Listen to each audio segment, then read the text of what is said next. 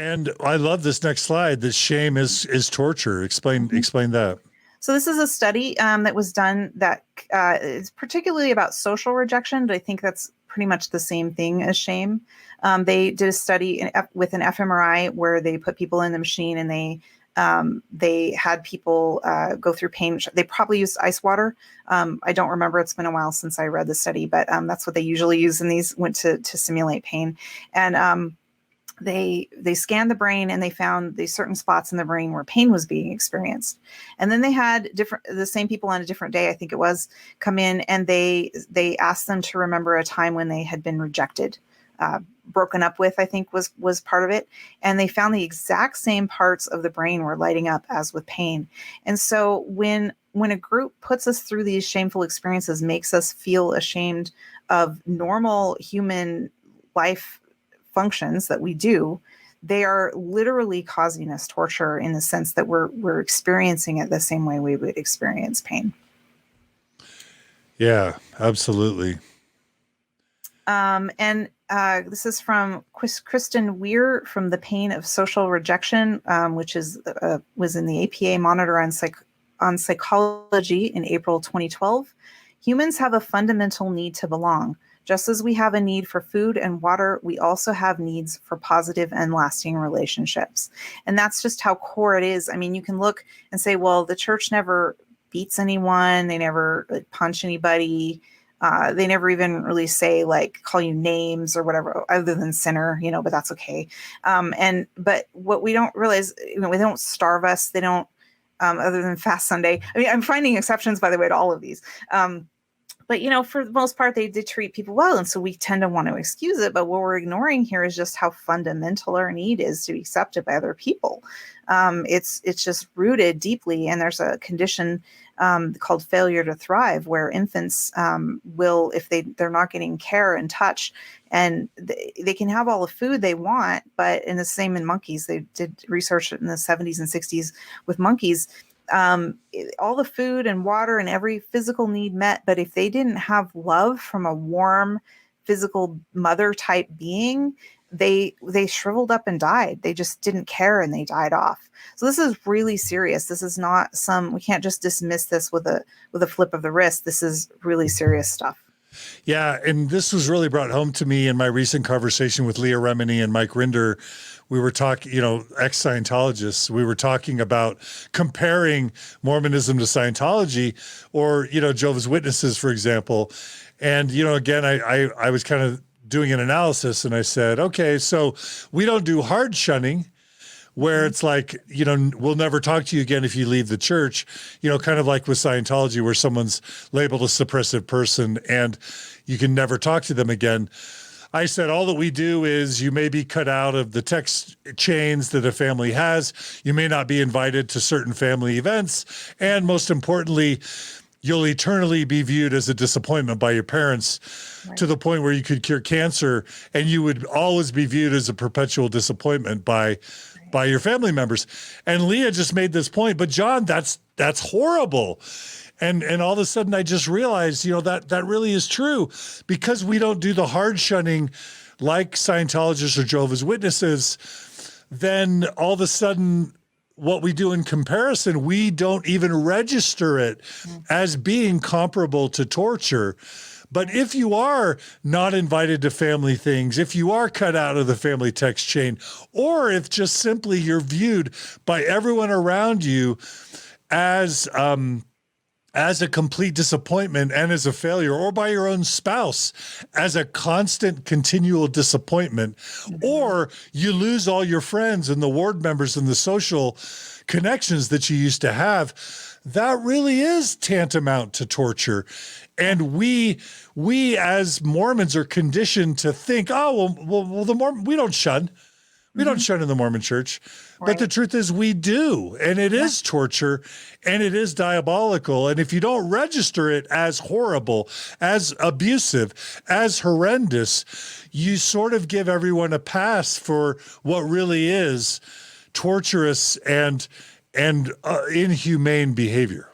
Yeah. And it's tempting to minimize it. And that's a thing that, abuse survivors from all types of programs of abuse, whether it's spiritual abuse or domestic abuse, is there is a sort of oppression Olympics, like, and we do it to I do it to myself.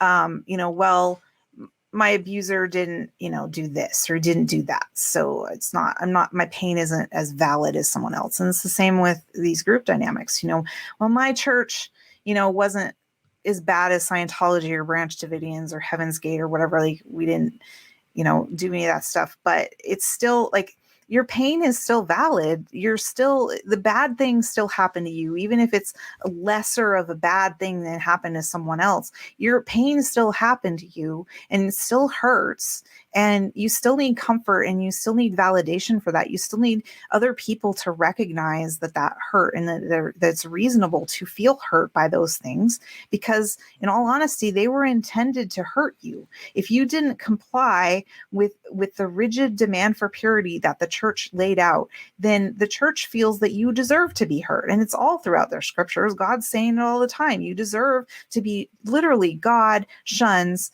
people from the celestial kingdom. And it baffles my mind that I ever thought this was okay. But God is like, well, you didn't live a perfect life in that life where you were behind the veil and you couldn't see anything anyway, but you still didn't live a perfect life. So I don't want you to live with me anymore.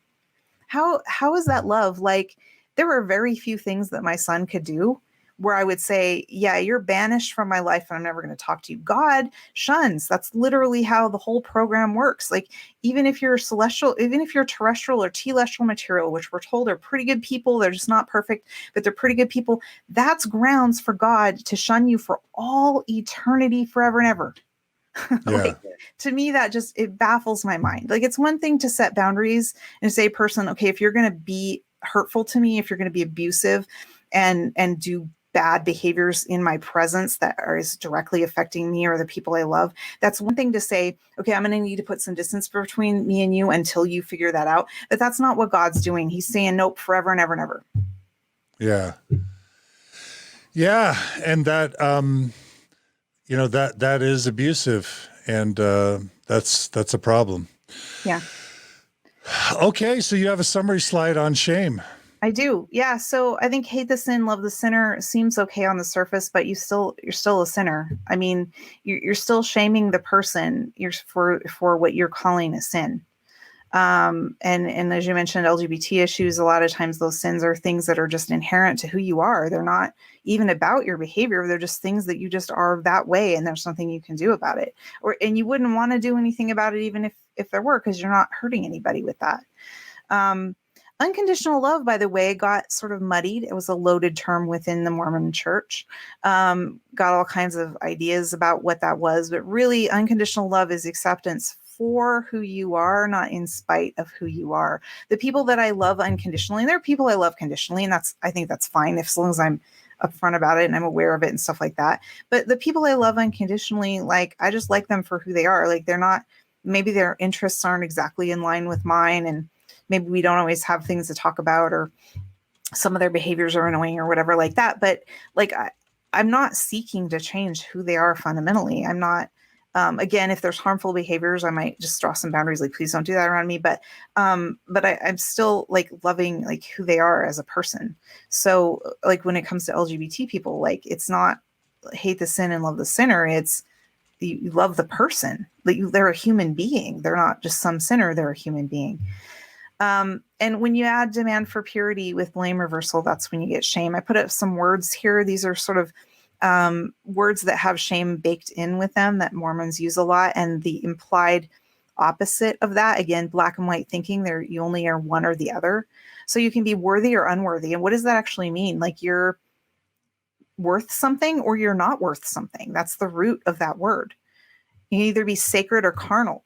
Again, no, either blessed or you're not blessed. Like, there's no in between. You can be pure or unclean, or you can be perfect or be selfish. And we have a lot of those dichotomies within Mormonism of, again, ways you can be, not behaviors, but things to be ashamed about. Like, I am selfish, I am unclean, I am carnal, I am unworthy. And it's hard to change like who you actually are. Yeah. I love it. This is such a powerful slide. I have a comment from Akeem again. Mm-hmm. He writes, I guess subtle soft shunning can sometimes even be more emotional damaging than hard shunning because you're still part of the conversation and are constantly reminded of your deficits. And I'll just add, Akeem, that you're also still in contact with your abusers. If soft shunning, where you're viewed as, let's just say you're married to a spouse who's a believer who thinks you are a constant disappointment because you are no longer, quote, a righteous priesthood holder, or you're constantly going to the family dinner every Sunday where your entire believing family kind of looks down on you, talks about you behind your back. You're constantly being exposed to what really is abuse, because it's abusive to be viewed as a disappointment, to be viewed as a failure, to be viewed as lesser than. That is abusive. And so sometimes a hard shun at least is humane in the fact that you're cut off and you're not, you have to deal with the loss of that person, but at least you're not continually bombarded with reminders of your inadequacy and that you're a constant disappointment. If you're soft shunned and you're still in contact with your abusers, it's more chronic. It's not as severe, but maybe it's more damaging in the end. I think you really could argue that. And I just love this idea, Luna. And for me, I think I haven't fully processed my own Mormonism, my own Mormon conditioning. And I just think it's so powerful. I haven't really thought of it before, that the entire concept of heaven is rooted in shunning, that the whole multi-levels that we as Mormons always sold as a virtue. It's like, oh, we don't have hell. We don't have an outer darkness. We just have a stratified celestial system where shunning and marginalization and ostracization and inferiority is structurally baked into the process, where you either get to live exalted with Heavenly Father for eternity, or you're eternally shunned and stuck into an inferior caste where you don't get to be God and get all the benefits and the exaltation. That is really insidious. It's basically shunning-based heaven, a caste system in heaven. And how horrific is that? But somehow it's all been sold to us as kind and gracious and loving. Maybe that's true compared to sort of the hell and the heaven, but how is it not abusive? Right. And again, the older I get and the more experience I've had with interpersonal abuse and the more I study and recover from my own traumas, just the more like horrific it gets, just the more like the less like I can accept the authoritarianism that is baked in. I mean, we're either all equal or we're not. And Mormonism has nothing to do with equality. We're not created equal within Mormonism. It's strata, it's hierarchy. It's,